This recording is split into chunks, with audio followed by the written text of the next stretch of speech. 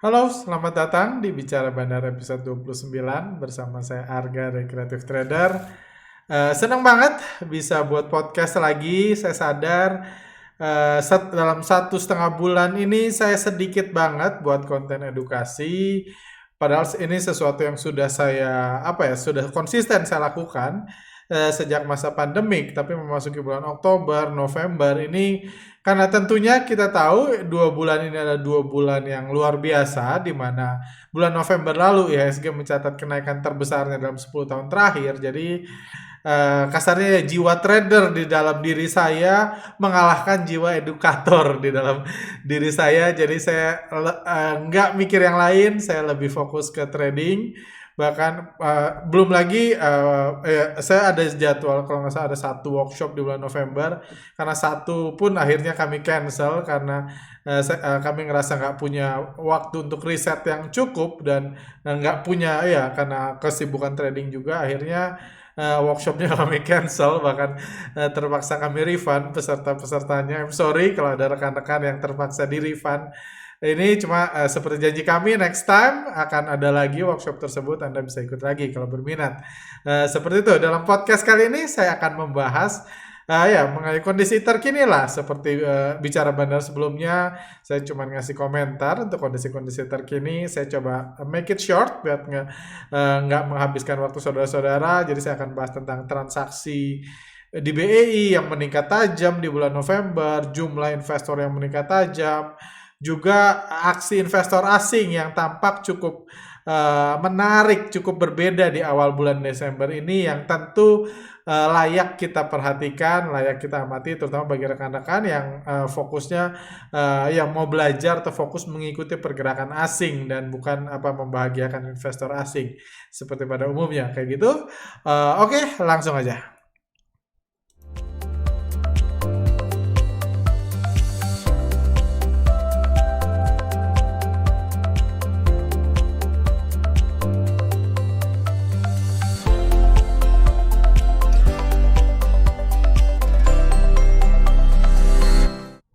Oke, mau poin pertama mungkin yang saya bahas, saya mau ini ya, salah satu ya, tentu saya yakin mayoritas dari kita tahu, ini salah satu WhatsApp yang saya dapatkan di akhir November lalu. Jadi kita tahu di tanggal 30 November, seperti WhatsApp ini, uh, uh, BI mencatat nilai transaksi harian di pasar saham reguler tertinggi sepanjang sejarah transaksi. BI transaksinya 32 triliun dengan total frekuensi 1,6 juta kali. Ini memecahkan rekor 5 hari sebelumnya yang 25 November transaksinya 16,4 triliun. Bayangkan 16 berubah jadi 32. Ini rekor terbesar sepanjang sejarah, sebelumnya 16 jadi 32 triliun. Dan ya, ini informasinya sampai di-share seperti ini karena ini peristiwa yang sangat besar buat BEI, karena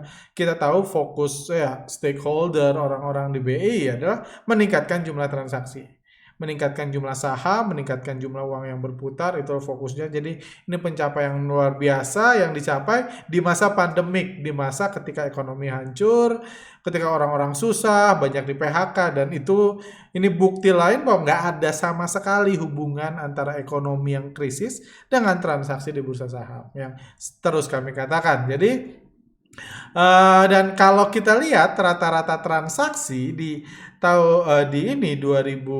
bulan November ini, saya tunjukkan November 2019 itu transaksi total itu 113 triliun. Bulan November 2019, ketika ekonomi masih baik, ketika belum ada virus COVID-19, virus corona, ketika belum ada ekonomi lockdown, ketika nggak ada negara besar satupun resesi. Sekarang ketika semuanya resesi, transaksi November 2020 itu 251 triliun atau naik 121% dalam 1 tahun.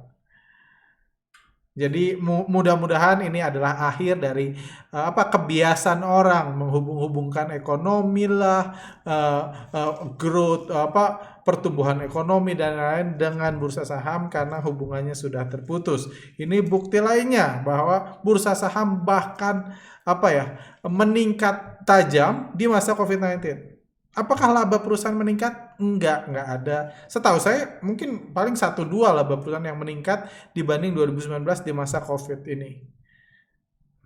Banyak perusahaan berhenti beroperasi dan lain-lain, cuman itu nggak ada urusannya sama harga saham yang dikendalikan oleh bandar asing dan bandar lokal. Dan sehari setelahnya saya mendapat data yang nggak kalah menariknya, yaitu data penambahan jumlah subrekening efek, jumlah akun saham. Jadi ini data dari bulan ke bulan. Ini di masa lalu, tahun lalu, ini rata-rata tahun lalu penambahan akun saham itu 33.000 per bulan. 33.000, 35.000. Sempat jatuh di bulan Desember, Januari, Februari ini karena efek yang besarnya terhadap krisis perbandaran, di mana ya kita tahu salah satu dinasti bandar di Indonesia dijatuhkan dan hancurlah juga nilai transaksi sampai turun ya mungkin hanya 1/10 nilai transaksi sekarang ini. Di masa itu jumlah akun saham, kepercayaan publik juga semakin menurun setelah digoyangnya bandar. Setelah pelan-pelan efek goyangnya bandar turun dan diganti efek COVID-19, itu pelan-pelan meningkat lagi. Di masa lockdown meningkat, di masa new normal meningkat, dan 3 bulan terakhir tambah menggila. 81.000 di bulan September, di bulan Oktober 72.000, di bulan November kemarin 144.000 akun saham.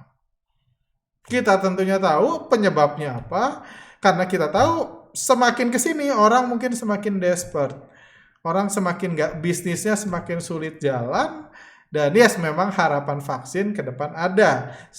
Beberapa bulan lalu di akhir bulan September lalu saya mengatakan tentang kekhawatiran nilai ini turun karena optimisme vaksin.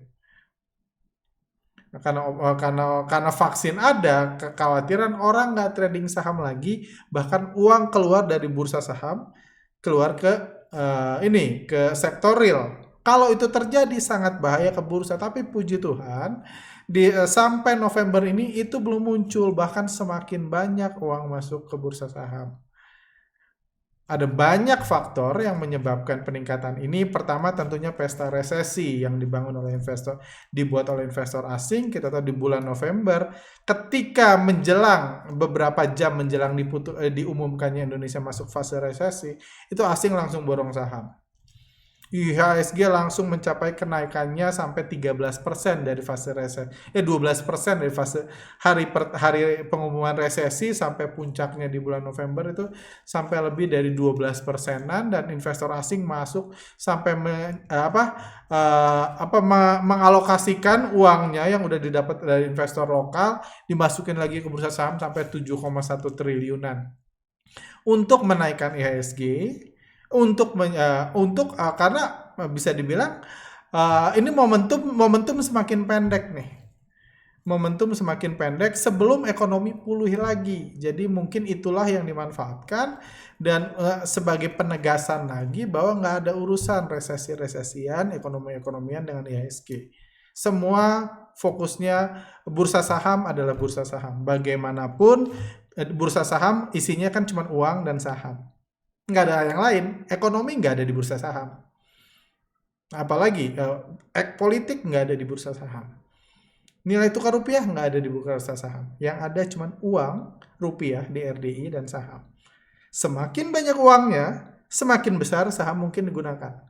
Semakin banyak uang yang dimasukkan ke bursa saham, semakin banyak uang yang bisa diambil investor asing atau bandar lokal dimasukkan ke saku dia. Itu aja intinya bursa saham. Banyak orang memilih tutup mata kan. Cuman yang satu hal yang harus Anda ketahui, kalau Anda beli saham 100 juta, terus sebulan kemudian naik jadi 130 juta, Anda jual 30 jutanya itu 30 juta uang orang lain yang dimasukkan ke bursa saham. Nggak ada uang ekonomi di situ. Karena pertumbuhan ekonomi muncul 30 juta dengan sendirinya, nggak ada. Nggak ada efek Sri Mulyani di situ, nggak ada juga. Jadi intinya semakin banyak uang yang masuk ke bursa saham, semakin besarlah peluang untuk kita mengambil keuntungan dari bursa saham. Karena sehebat-hebatnya bandar, kalau nggak ada uang yang bisa diambil, buat apa? Dia naik turunin harga saham kayak orang gila, tapi di atas nggak ada yang mau beli, di bawah nggak ada yang mau jual. Buat apa? Dia naik turunin gitu, nyetir tapi nggak ada lawan, percuma kan.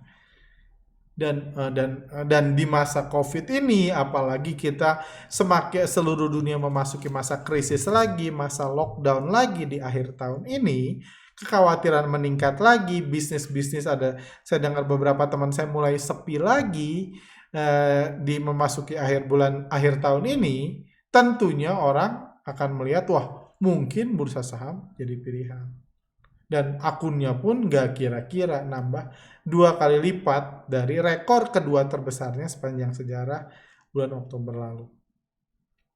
Jadi banyaknya, dan kita juga tahu sekarang semua praktisi, dari pelawak, dari anak presiden, dari pemuka agama, semua mengencourage orang untuk masukin duit lu ke bursa saham.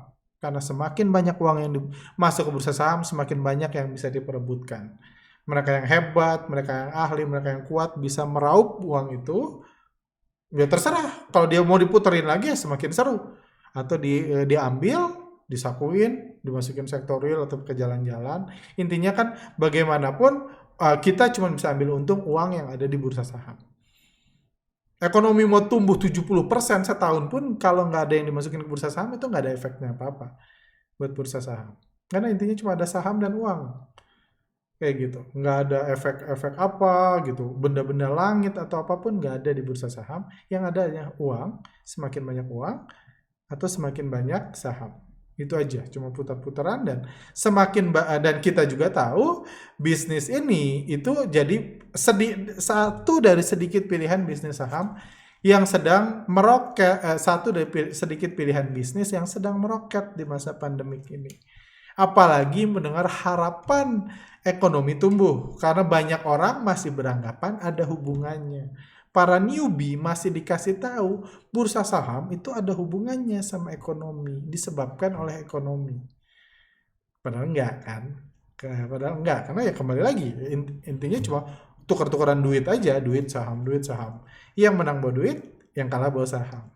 Ini hanya pertarungan adu pinter di bursa saham, nggak ada urusannya sama ekonomi atau lain-lain. Kayak gitu. Jadi dan ya karena satu lagi, karena bisnis lain sepi, ya orang cuma masuk biasa 3 sekarang kan. Masuk bisnis sepeda, which is susah. Saya punya teman kenalan, dia setengah mati ngambil ini. Kenalan teman saya sih, saya dengar dari teman saya. Dia setengah mati waktu zaman-zaman heboh sepeda lipat. Dia itu ngambil barang dari luar negeri, setengah mati dimasukin ke Indonesia di masa sulit, di masa langka, masukin, dia ngambil barang, satu sepedanya 80 juta. Sebulan lalu saya ngobrol, 1,5 bulan lalu saya ngobrol sama dia, 1,5 bulan lalu dia jual 60 juta aja nggak ada yang mau. Artinya mungkin bisnis sepeda pelan-pelan udah mulai mereda, aliran uang yang masuk ke bisnis sepeda mulai berkurang. Ada bisnis tanaman hias yang mungkin masih heboh, orang tuker-tukeran tanaman hias gitu, di foto-foto, dibolong-bolongin, harganya dibuat meroket, digoreng-goreng, itu masih tumbuh. Ada juga bisnis saham, mirip-mirip sama bisnis tanaman hias. Cuma kalau tanaman hias bisa kita pegang, kalau saham enggak, seperti itu. Jadi ya ujungnya semua orang, praktisi semua masuk ke bursa saham, mengajak follower-followernya masuk ke bursa saham. Dan tentunya bagi Anda yang udah lama di market, tentunya ini berkat, karena ya kesempatan Anda meraih keuntungan kayak gitu, mumpung masih economic lockdown, mumpung corona masih ada. Karena sama seperti kita bisa beranggapan penjualan sepeda akan turun setelah COVID ini selesai, setelah orang nggak work from home lagi, setelah orang bisa ngumpul di mall, ngumpul di resto, penjualan sepeda selesai, ada kemungkinan atau besar kemungkinan uang yang mengalir di bursa saham pun akan berkurang. Itu wajar kan? Logika sederhana aja. Kalau uang yang mengalir di bursa saham berkurang, jadi sedikit uang yang bisa kita ambil di bursa. Kita tadinya beli 100 juta, sekarang nggak ada yang mau lagi, nggak ada lagi uang 100 juta uang orang yang bisa kita ambil, ini mungkin sekarang jadi 90 juta. Karena jumlah uangnya berkurang yang berputar. Itulah yang harus kita waspadai. Itulah yang saya bahas di September lalu, bakar lahan yang puji Tuhan belum ada tanda-tandanya.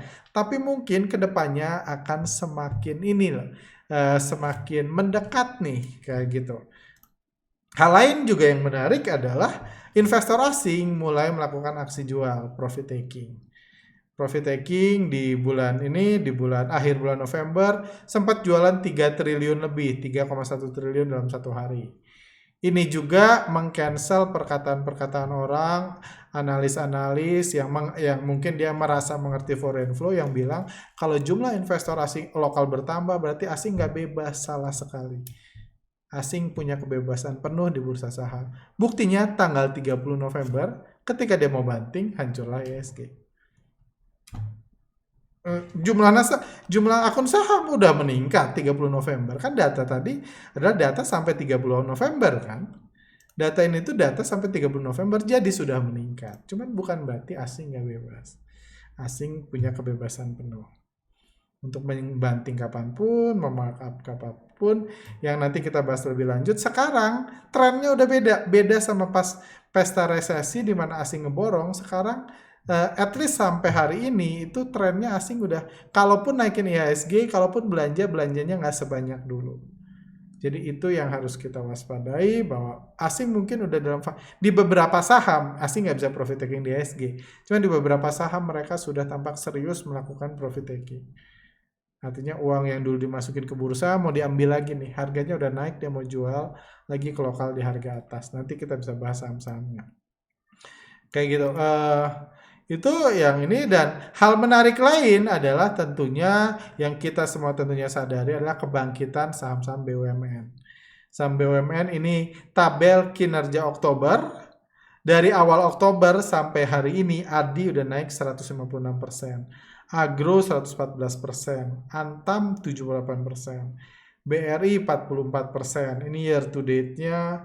BJBR 66%, GIA 103%, dan lain-lain.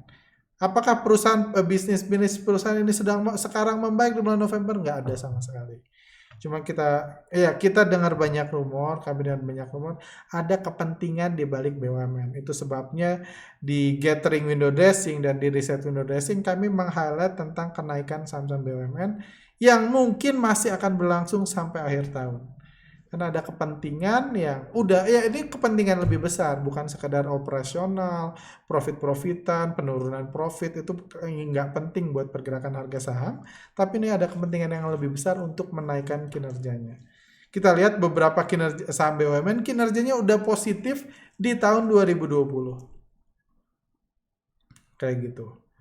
Kinerjanya positif, bahkan Garuda yang bisnisnya semakin kacau di masa ini aja udah tinggal minus 12%. Bahkan Agro yang nggak ada hubungannya sama BRIS pun gitu, yang bisnisnya tentunya terpukul di masa COVID, udah naik 233% di tahun 2020. Di kuartal 3 udah naik 114%. Kayak gitu. Bisnis konstruksi naik, SMBR yang kinerjanya nggak bagus juga naik, tumbuh gila-gilaan. Jadi banyak kepentingan di 2020. Salah satu kepentingan besar yang menarik kita amati adalah kepentingan BUMN. Kayak gitu. Cuman ya rumor-rumor itu karena berhubungan dengan pemerintah, saya prefer nggak banyak bahas kayak gitu.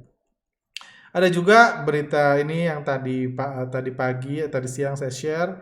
Berita ini tentang warning emiten bencok berpotensi didepak dari bursa. Ini satu berita sedih yang tentunya mudah-mudahan jadi pelajaran buat kita semua, juga otoritas penegak hukum, bahwa jangan lagi lah ada kriminalisasi bandar, karena ya pada akhirnya buat apa ada saham kalau nggak ada bandarnya. Dan ujungnya kalau nggak ada bandarnya, nggak ada kepentingan, sahamnya ujungnya akan dibiarkan tidur, nggak dibayar fee bursanya, nggak diurus laporan keuangannya, nggak ada yang dipercantik, nggak ada yang diperburuk, nggak ada buat corporate action aneh-aneh, nggak ada, dibiarin aja, nggak ada guna. Hanya kertas tak berguna. Lama-lama kalau dia nggak bayar fee, dia akan delisting. Pertanyaannya, kalau saham udah delisting, siapa yang diuntungkan? Kan nggak ada. Jadi ini pembelajaran juga bahwa jangan ada yang membatasi kebebasan bandar. Biarlah bandar bebas bekerja, karena pada akhirnya harga saham tanpa bandar, saham tanpa bandar cuman kertas yang kalau mudah-mudahan di akhir dividen ngasih di akhir tahun ngasih dividen. Sisanya dia cuma kertas. Ya kan? Anda punya saham BCA banyak, Anda ke kantor ke bank BCA, Anda bisa tanya, pemegang saham duduk di mana? Ya sama aja. Duduk di situ Pak sama yang lain. Nggak ngefek gitu. Jadi jadi saham itu butuh bandar yang menggerakkan. Kalau bandarnya nggak ada, tentunya sahamnya ya jadi inilah, buat apa lagi listing di bursa. Mungkin bagi kita yang nyangkut tetap punya harapan. Mudah-mudahan dibuka, mudah-mudahan ada yang nerbangin. Cuma harapan kita nggak merubah apa-apa. BEI sendiri pengen dia bayar fee listing di bursa. Pengen harus mewajibkan dia ngeluarin laporan keuangan. Itu kan uang semua. Kalau nggak ada gunanya, bandarnya ditangkap, buat apa ngebayar itu? Seperti itu.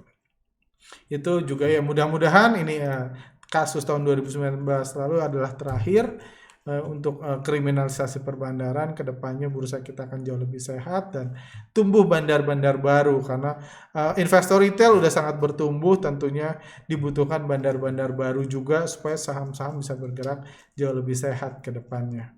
Seperti itu. Hal lain tentunya ini post Instagram kami weekend kemarin kalau nggak salah, tentang pesta resesi berlalu, pesta dugem dimulai. Jadi kita tahu IHSG sejak akhir November sampai sekarang kerjanya udah kan roller coaster gitu, naik turun gila-gilaan. Tanpa sebab yang jelas, tanpa ini yang jelas, bandar asing dan bandar lokal ada waktunya kompak, hancurkan sampai merah terbangin. Hancurkan, terbangin kayak gitu. Ini menurut saya ini apa ya? Ini sangat mirip dengan yang terjadi di awal-awal masa Covid. Untuk tujuan utamanya adalah untuk meningkatkan volatilitas di saham-saham ya, di hampir semua saham, membuat orang jadi semakin excited trading saham, semakin banyak memasukkan uangnya ke bursa saham. Ini undangan buat ya, sambutan buat investor-investor baru. Pesta gila-gilaan, pesta naik turun, walaupun nothing happen di luar sana. Nothing happen. Apa juga yang terjadi di menit ini sampai menit ini, bedanya apa? Nothing happen. Saham bisa naik dari hijau ke merah gitu. Apa bedanya gitu? Dari plus misalnya di bisnis metal, apa bedanya pagi ini sama dalam beda 10 menit, apa bedanya? Nggak ada. Ini cuma sambutan aja, strategi yang berhasil digunakan di awal-awal masa pandemik, kejatuhan bursa. Di awal pada saat itu gunanya sama kan, buat meyakinkan orang bahwa nggak ada hubungannya ekonomi dengan bursa saham, supaya orang masuk bursa saham. Sekarang mungkin semua sumber daya, brand ambassador semua dipancing untuk memasukkan uang sebanyak mungkin ke bursa saham. Kita nggak tahu tujuannya apa. Kenapa sepertinya para pemain besar kompak banget pengen memancing orang-orang masuk ke bursa, memasukkan uangnya ke bursa, menjelang keluarnya vaksin. Karena kita tahu hari ini keluar berita sebentar. Hari ini keluar berita kalau di masa pandemik ini di Inggris udah ada vaksin sudah ditemukan. Sebentar. Bukan ditemukan, sudah mendapatkan izin di.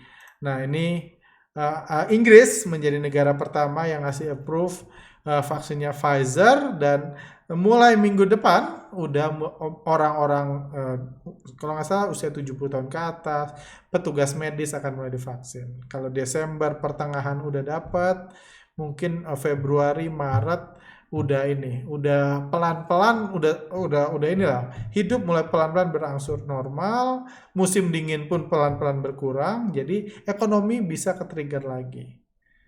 Ekonomi bisa tumbuh lagi, orang-orang bisa masukin uangnya di sektor real lagi.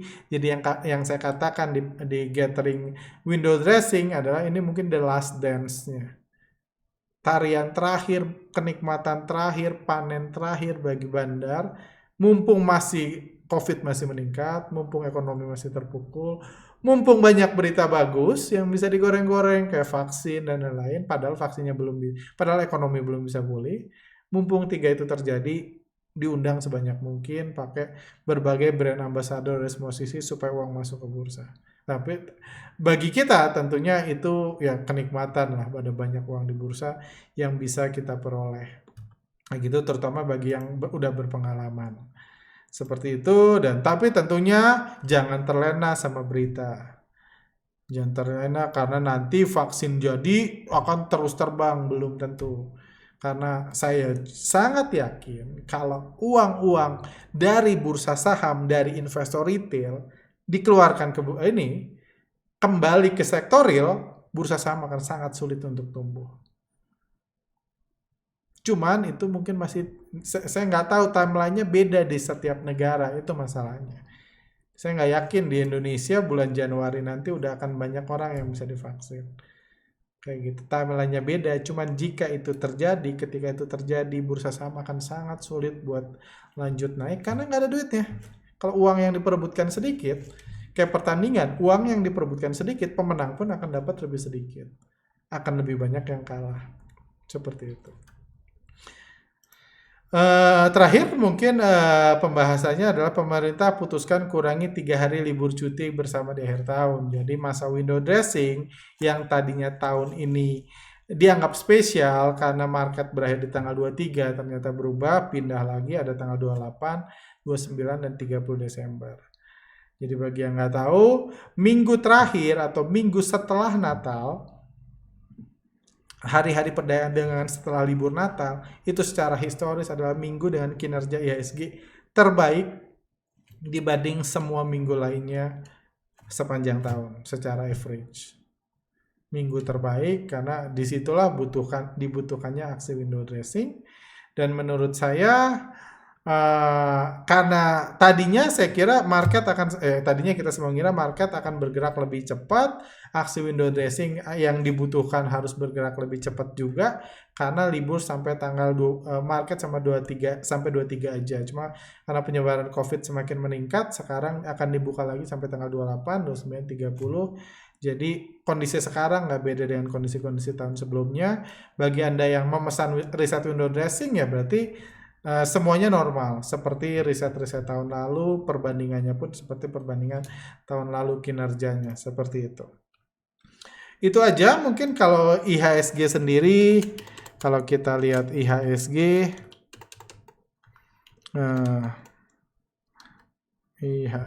oke. Kita lihat pergerakan IHSG hari ini ada inflow, saya buat ini tanggal 3 Desember. Setelah pembukaan hari ini ada sedikit inflow 146 miliar. Tapi bagaimanapun sangat jelas sejauh ini inflow pesta resesi yang terjadi di hari pertama resesi seperti ini sudah tidak lagi berlangsung.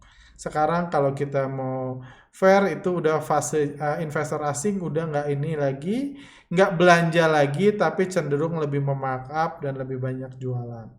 Itu sampai sekarang, dan mereka udah dapat sekitar 4 triliun dari hampir 60% dari uang yang dikeluarkan dari sini ke sini untuk menerbangkan ESG udah keluar di sini kayak gitu. Sekarang aksi-aksi kenaikan udah banyak di markup, mungkin mau jualan. Jadi saya pribadi hari ini saya udah mulai profit taking beberapa saham, saya mulai profit taking, saya cerita aja. Saya profit taking di Telkom, saya jual sedikit saham Aisyah saya. Kayak gitu saya mulai mengurangi posisi sambil berharap mudah-mudahan mudah-mudahan ini harapan ya. Tolong ini harapan mudah-mudahan kedepannya asing jualannya setelah optimis lagi asing bakal jualan lagi, jualan besar, profit taking lagi sampai uang 7 triliunnya kekumpul semua lagi di mereka, dan mudah-mudahan IHSG bergerak turun dan menjelang window dressing dinaikkan. Anda mau sebutin yang ngedukun silahkan, itu simply harapan saya, mungkin karena saya masih punya cukup banyak saham, tapi ini pertama kali saya mulai profit taking. Hari ini saya pertama kali mulai jualan. Kemarin pertama kali saya mulai jualan. Hari ini juga saya mulai sedikit jualan lagi. Berharap marketnya ini berharap nanti ada koreksi dulu sebelum window dressing. Tentunya itu hanya bisa terjadi, penurunan IHSG hanya bisa terjadi kalau asingnya jualan besar-besaran lagi. Kalau asingnya akumulasi ya, otomatis harapan bagi saya sendiri, harapan saya sudah berakhir. Seperti itu. Kayak misalnya di saham Telkom kayak gitu. Di saham Telkom kita lihat dia udah borong dari bawah, sudah mulai profit taking di atas. Belum ada pergerakan berarti lagi 2 hari terakhir, teman. Kita bisa lihat besok, sepanjang minggu depan apakah asingnya mulai jualan, karena bagaimanapun window dressing itu dibutuhkannya di akhir tahun. Butuh yang dicatatnya di akhir tahun. Apapun yang terjadi pertengahan bulan Desember itu bukan window dressing kalau nggak sampai akhir tahun. Karena ya kinerja yang dicatat, istilah kita boleh dandan dari sekarang, cuma di fotonya akhir tahun. Akhir tahun berarti tanggal 30. Berarti sekarang di sisi lain kalau mau mempercantik portfolio nggak perlu dandan sekarang. Sekarang bisa gulir-guliran di lumpur dulu, kotor-kotoran dulu, asal akhir tahun cantik. Itu sebabnya di akhir bulan Desember biasanya kinerja akan akhir bulan Desember biasa kinerja IHSG biasa paling bagus karena ya mau difoto gitu. Mau difoto, bandarnya mau difoto, portfolionya mau difoto untuk disimpan di akhir tahun. Seperti itu. Mungkin itu aja buat hari ini. Poin-poinnya kayak gitu. Banyak. Ya, itu aja sih. Kalau Anda punya pertanyaan, ada topik yang ingin Anda kami bahas dari materi ini, silahkan taruh di kolom komentar di bawah. Weekend ini harusnya saya udah mulai tenang, saya nggak sedang berburu saham lagi. Sekarang ini lebih fokus jualan, jadi saya harusnya punya waktu untuk menjawab pertanyaan-pertanyaan Anda. Juga podcast sebelumnya juga ada beberapa pertanyaan yang banyak di like yang belum saya jawab, yang akan saya jawab hari Sabtu, kalau nggak hari Minggu depan. Hari Minggu ini. Seperti itu. Harusnya saya lebih tenang lah karena kesibukan trading saya mulai berkurang sekarang.